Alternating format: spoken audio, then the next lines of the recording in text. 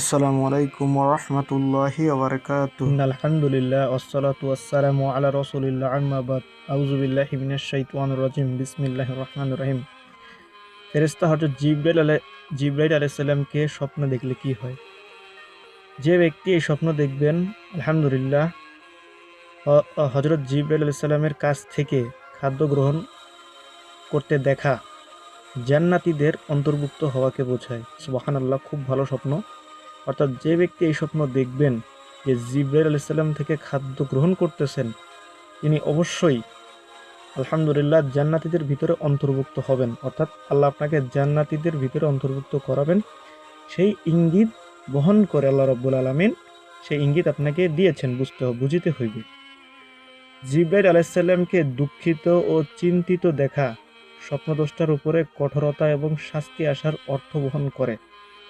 অর্থাৎ জিবরাইলকে যদি চিন্তিত দেখেন, যদি আপনি হয়তো এমন কোনো পাপ করেছেন অথবা এমন কোনো দোষ করেছেন, সেই দোষের কারণে হয়তো আল্লাহ রাব্বুল আলামিন আপনাকে শাস্তি দিতে পারেন, সেই ইঙ্গিত আল্লাহ আপনাকে দিয়েছেন।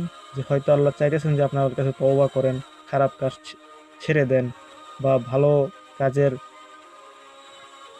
দিকে অগ্রসর হন, আল্লাহ সেটি চাচ্ছেন। তবে আগে তওবা করবেন, 2 রাকাত সালাতুল হাজত নামাজ পড়বেন, আবার 2 রাকাত নফল নামাজ পড়বেন। এই 4 রাকাত নামাজ পড়ে চাইলে সবচেয়ে ভালো হয় ইনশাল্লাহ।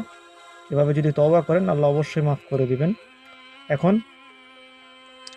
আরেকটি ব্যাখ্যা হলো, এর কারণ হলো জিবরাইল আলাইহিস সালাম হলেন দেওয়ার কাজে নিযুক্ত ফেরেশতা। অর্থাৎ জিবরাইল আলাইহিস সালামকে আল্লাহ রাব্বুল আলামিন বার্তা প্রেরক অর্থাৎ বার্তাবাহক হিসাবে রেখেছেন। অর্থাৎ যে কোনো কাজের উদ্দেশ্যে জিবরাইলকে আল্লাহ রাব্বুল আলামিন এই সমস্ত কাজ দ্বারা ইশারা ইঙ্গিতের মাধ্যমে ওকে জিবরাইল আলাইহিস সালামকে দ্বারা কাজ করিয়ে থাকেন, সেই ইঙ্গিত বহন করে। অর্থাৎ এখানে বলা আছে যে জিবরাইল আলাইহিস সালামকে তিনি হচ্ছে দেওয়ার কাজে নিযুক্ত, অর্থাৎ মানুষকে দেওয়ার কাজে স্বপ্নের ভিতরে